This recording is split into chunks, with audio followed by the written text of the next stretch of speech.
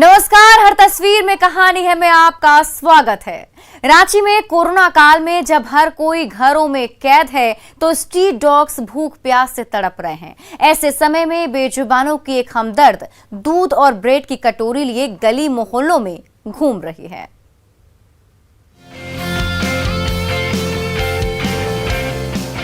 मोरहाबादी मैदान में हर तरफ भूखे प्यासे कुत्ते औंधे मुंह लेटे हुए। तभी दूर से नीली कार आती दिखाई देती है और भूख से तड़प रहे डॉगियों की नींद टूटती है। सब के सब लपक पड़ते हैं कार की ओर। मैदान के बीचों बीच कार रुकती है और उससे नीचे उतरती हैं आर्ची सेन।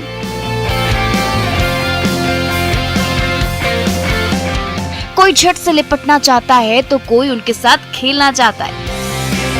ऐसा हो भी क्यों नहीं, डॉगियों का ये झुंड हर दिन आर्ची और उसकी नीली कार का इंतजार करता है और जब ये कार पहुंचती है तो उनके लिए ढेर सारे खाने के साथ साथ निस्वार्थ भाव से प्रेम और दुलार की सौगात झुलाती है। हमारे और आपके लिए ये महज स्ट्रीट डॉग है, लेकिन आर्ची के लिए कोई अल्फ्रेड है, किसी का नाम ब्यूटी है तो कोई साइना और ब्राउनी है। अपने हाथों से ब्रेड और दूध से भरी कटोरी तैयार करते ही आर्ची उसे डॉगियों की ओर परोस देती है, जिसे चट कर स्ट्रीट डॉग्स का ये झुंड अपनी भूख और प्यास मिटाने लगता है। पहले तो वही हम लोग बिस्किट खिलाने से स्टार्ट करते थे, फिर धीरे धीरे ब्रेड्स आए।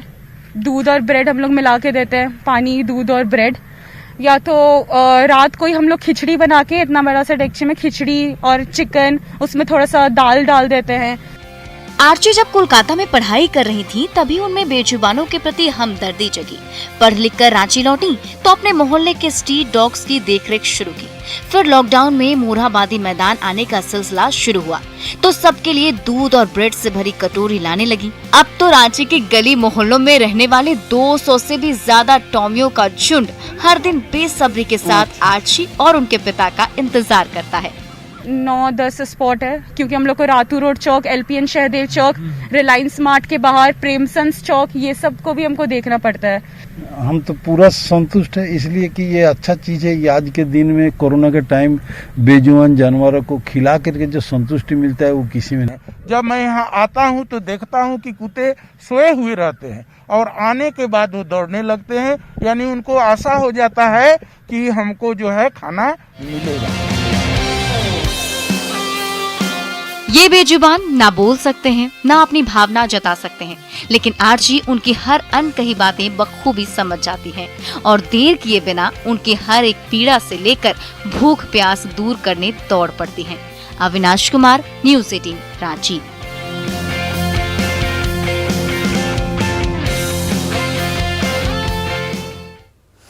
मधुमेह जिससे गुजरना जान पर खेलने से कम नहीं है।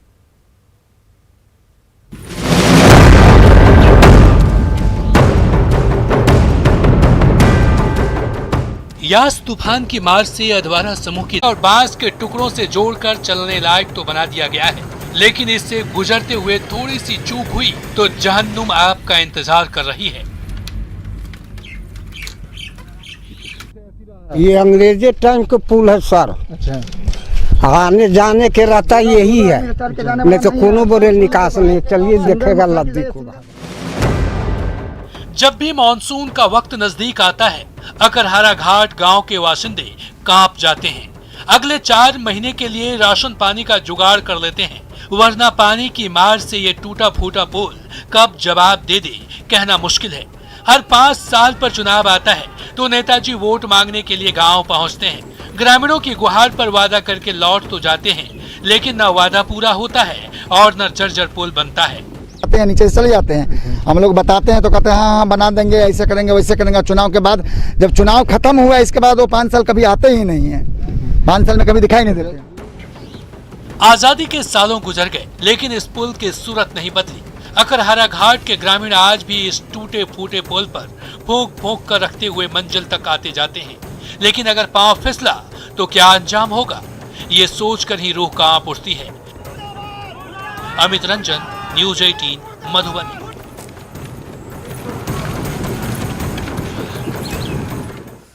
पटना के पुलिस लाइन में रहने वाले जवान एक एक पल मुश्किल से गुजार रहे हैं। छोटे से बैरक में 250 से भी ज्यादा जवान भेड़ बकरी की तरह यहां पर रहते हैं, लेकिन कोई भी गुहार सुनने को तैयार नहीं है।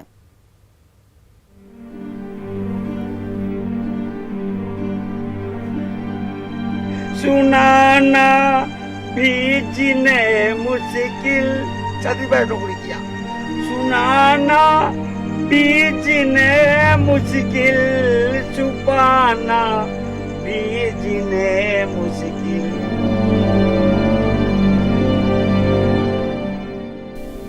न सह पा रहे हैं और न ही कह पा रहे हैं।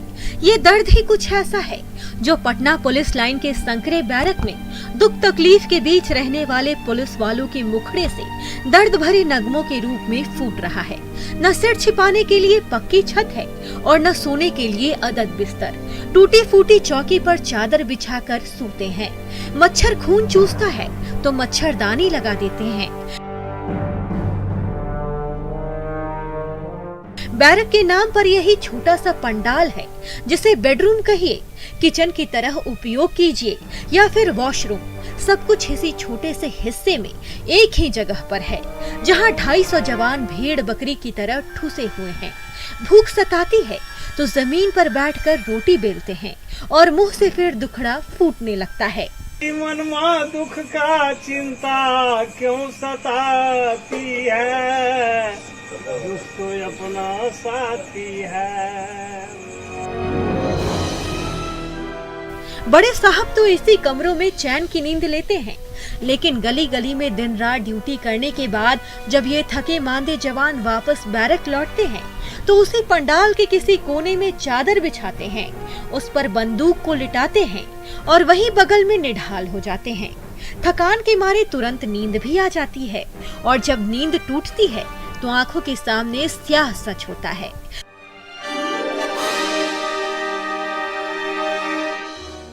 चारों तरफ रस्सी बंधी हुई है और उसी रस्सी पर कहीं कपड़ा टंगा हुआ है, कहीं झोला झूल रहा है। आना जाना है तो उन्हीं कपड़ों और झोलों के बीच से बच बचाकर निकलना पड़ता है। पंडाल भी उड़ गया साफ है, तब इसको सुधार किया है थोड़ा, लेकिन 3 साल हो गया इस पैर को भी।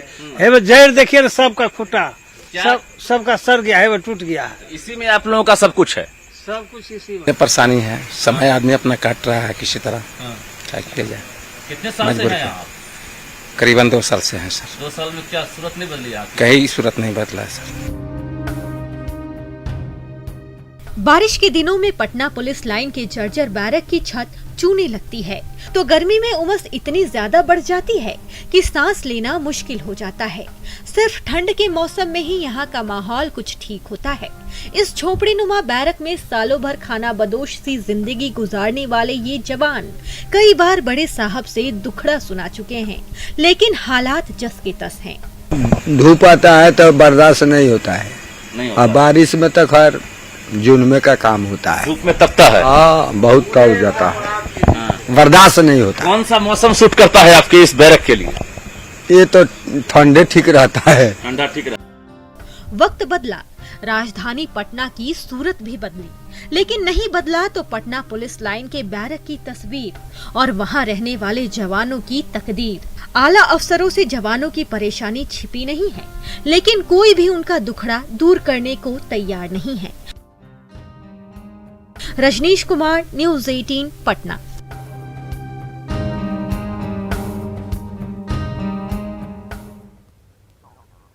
रांची के गांव-गांव तो आम से मालामाल हो गए हैं, लेकिन बड़े मार्केट तक नहीं पहुंच पा रहे हैं। मजबूरी में बेशकीमती आम लोकल मार्केट में कौड़ियों के दाम में बिक रहे हैं।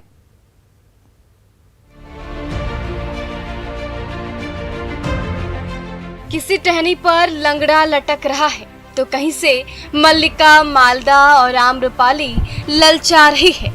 वैशाख का महीना फलों के राजा की ऐसी बम्पर सौगात लेकर आया कि जिस तरफ भी नजर जा रही है छोटे छोटे पौधे आम के रसीले फलों से झुके जा रहे हैं। अनगढ़ा के गांव-गांव में मनरेगा के जरिए किसानों ने इतना पसीना बहाया कि उसका फल तो मीठा होना ही था। उसी मेहनत की बदौलत करीब 550 एकड़ से भी ज्यादा बड़े इलाके में फैले बगीचे में इस बार आम की इतनी ज्यादा पैदावार हुई कि उसे बेचकर इन ग्रामीणों की किस्मत बदल सकती है। लेकिन कोरोना की मार ने सारे अरमान मिट्टी में मिला दिए। यही आम अगर हम लोग रांची में लेके बेचते तो हम लोग का अच्छा दाम मिलता है। हम लोग का गांव का बाजार में तो अच्छा रेट नहीं मिलता है, कभी बिकता है कभी नहीं भी बिकता है, आपस घर भी ले आते हैं। गांव में बिक नहीं रहा और हम लोग रांची तक तो पहुंचा नहीं पा रहे आम को, और इसीलिए हम लोग का गांव में कम रेट भी मिलता है। हम लोग का आम में मतलब गांव में तो खुचरा में एक मतलब यहाँ 10 रुपया 15 रुपया बिकता है, और रांची तक ले जाते तो हम लोग का ज़्यादा मिलता। चारों ओर फैले बगीचे में खिले आम देखकर भला किसका मन न ललच पड़ेगा। इसका जायका लेने का मौका जो साल में सिर्फ एक बार ही मिलता है, लेकिन कोरोना बंदी इस रसीले आमों को उनके कदरदानों की थाली तक नहीं पहुंचने दे रही। तो साल भर इन पौधों की देखभाल करने और सहेजने वाले किसान भी मुनाफा नहीं कमा पा रहे हैं। आसपास के ग्रामीण रोजाना खाली टोकरी लेकर आते हैं और रसीले आम से भरी टोकरी अपने साथ ले जाते हैं, लेकिन मन महसूस कर उसे औने पौने भाव में बेचना पड़ता है। हमारे सामने समस्या है कि अभी हमारे आम को बेचने के लिए कोई साधन नहीं है और हम लोग मार्केट तक नहीं पहुंचा पा रहे हैं। अनगढ़ा की उपजाऊ मिट्टी में उगे किस्म किस्म के आम अनगढ़ा के बाशिंदों की किस्मत तो बदल सकते हैं, लेकिन ये आम ना तो उसके चाहने वालों तक पहुंच पा रहे हैं और ना उसे सींचने वाले किसान को इसका कोई फायदा मिल पा रहा है। संजय सिन्हा, न्यूज़ 18, रांची।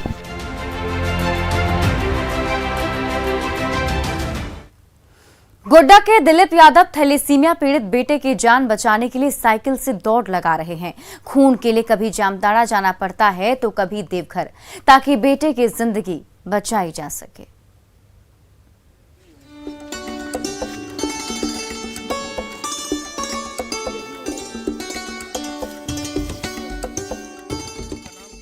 पिता दिलीप यादव की गोद में बैठे नन्हे विवेक की बड़ी बड़ी आंखों में बड़े बड़े ख्वाब पल रहे हैं।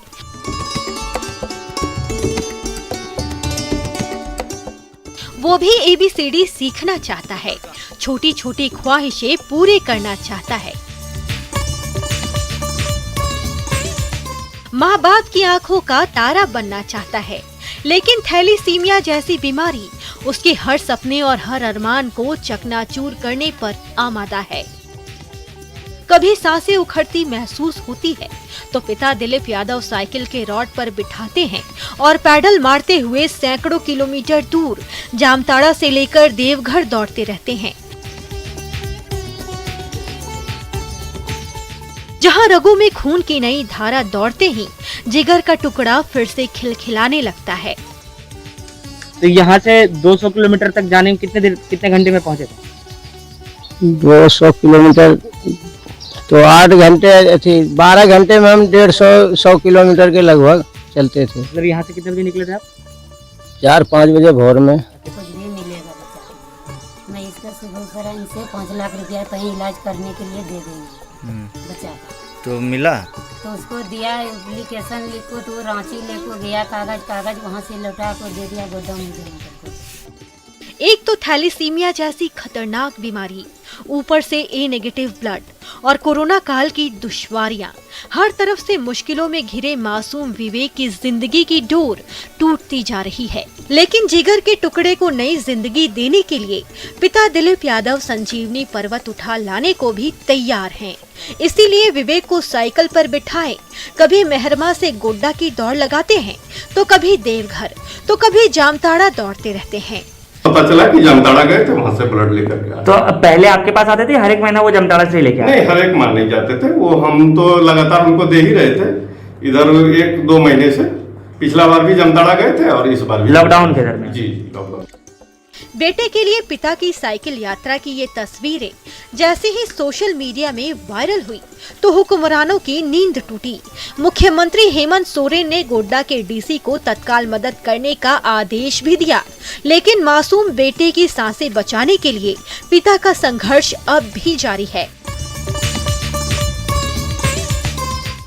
गौरव झा, न्यूज 18, गोड्डा।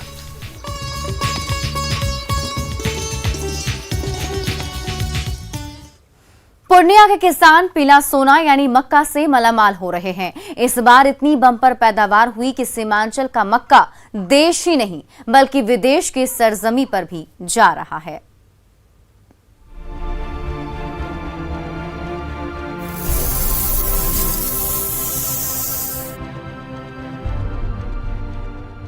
मक्के के यही पीले पीले दाने सीमांचल के गांव-गांव को खुशहाली की सौगात दे रहे हैं।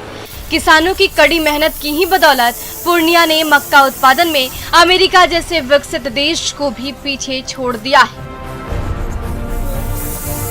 सीमांचल के खेतों में इस बार मक्के की इतनी बम्पर पैदावार हुई कि एशिया की सबसे बड़ी मक्का मंडी पूर्णिया के गुलाब बाग में मक्के के बोरे भर गए हैं, जिसे माल गाड़ी में लादकर रोजाना देश के अलग अलग बंदरगाहों में भेजा जा रहा है, जहां के मक्के की रैक दुनिया भर के देशों में भेजे जाएंगे। बहुत कंपनियां, मोटा मोटी हमको लगता है 50 से 60 कंपनियां बाहर की है वो लोग। हाँ, उसमें भी किसी का गोदाम खुल गया है जिसका आदमी यहाँ पर व्यवस्था कर लिए हैं। किसी कंपनी अभी तक खुला भी नहीं है गोदाम। साउथ में जाते हैं तिरपुर, इरोड, और अभी विशाखापट्टनम इस साल जा रहा है, बांग्लादेश भी जा रहा है। विशाखापट्टनम से जहाजों के द्वारा अनेक देशों में मक्का जा रहे हैं। मक्का किसानों को तो मालामाल करता ही है, मजदूरों से लेकर व्यवसायी और ट्रांसपोर्टर भी इसकी ढुलाई से लेकर खरीद बिक्री में मोटा मुनाफा कमाते हैं। देश की नामी गिरामी कंपनियां तो यहाँ के मक्के की खरीदारी करती ही हैं। कई विदेशी कंपनियां भी पूर्णिया से मक्का खरीदकर अपनी फैक्ट्री में मंगाती हैं, जिसे प्रोसेस कर कई तरह के उत्पाद बनाए जाते हैं। मक्के के मोटे मोटे दाने सीमांचल के किसानों के लिए पीला सोना बन गई है।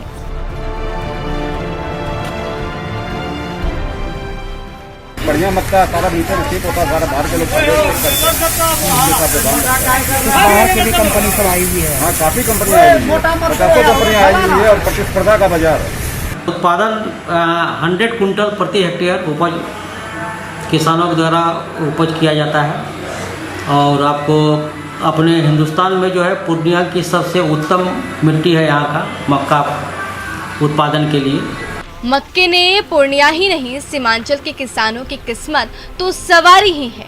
बिहार की अर्थव्यवस्था को भी मजबूती मिल रही है। इस पर आधारित उद्योग यहाँ लग जाए तो इलाके की सूरत बदलते देर नहीं लगेगी।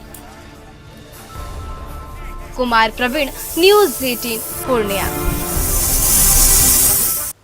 घाटशिला की सड़कों पर छोटे छोटे बच्चों ने आम की दुकान खोल दी है ताकि उसकी बिक्री से मोबाइल खरीद सकें और कोरोना काल में चल रही ऑनलाइन पढ़ाई में शामिल हो सकें। कितना हो जाता है एक दिन में? एक दिन में 200 नहीं तो 300। 200-300। कितना पैसा लगेगा मोबाइल खरीदने में? 10,000। तो क्या लगता है ये 10,000 कितना दिन में पूरा होगा? 1 वर्ष। क्लास नहीं कर पा रहे हो? नहीं। क्या बनना चाहते हो पढ़ लिख कर? इंजीनियर। इंजीनियर। कौन सा क्लास में पढ़ते हो? 4। क्लास 4। इनमें कोई तीसरी क्लास में पढ़ रहा है तो कोई छठी और 7वीं में। हर किसी का सपना पढ़ लिख कर अपने सारे ख्वाब पूरे करना है, लेकिन लॉकडाउन के दौर में चल रहे ऑनलाइन क्लास ने इनके सारे सपने चकनाचूर कर दिए। कई महीनों से किताब, कॉपी और स्कूल से दूर ये बच्चे सिर्फ इसीलिए आम की दुकान खोले बैठे हैं ताकि कुछ कमाई हो और उनके हाथ में भी स्मार्टफोन हो, तभी तो वो अपने सपनों तक पहुंच सकेंगे। फोन द्वारा पढ़ाई चल रहा है, लेकिन उसमें सक्सेस ये इसलिए नहीं हो रहा कि सबका फोन नहीं है। इसमें बड़ा तकलीफ है। और इसमें सब सरकार बोल रहा है कि हम तो पढ़ाई कर रहा है, लेकिन इसके लिए यहाँ जो 1 साल की पढ़ाई इतना लॉस में चल रहा है ना, बच्चों के लिए शिक्षा के लिए बहुत ही कमजोर है। पढ़ लिखकर डॉक्टर और इंजीनियर बनने का ख्वाब देख रहे ये नौनिहाल भी अपने सारे सपने पूरे करना चाहते हैं, चाहे उसके लिए उन्हें कितना भी लंबा रास्ता क्यों न तय करना पड़े। आम की ये दुकान वही लंबा रास्ता है जो उन्हें एक न एक दिन उनके सपनों तक जरूर लिए जाएगा। प्रभंजन, न्यूज 18, घाटशिला।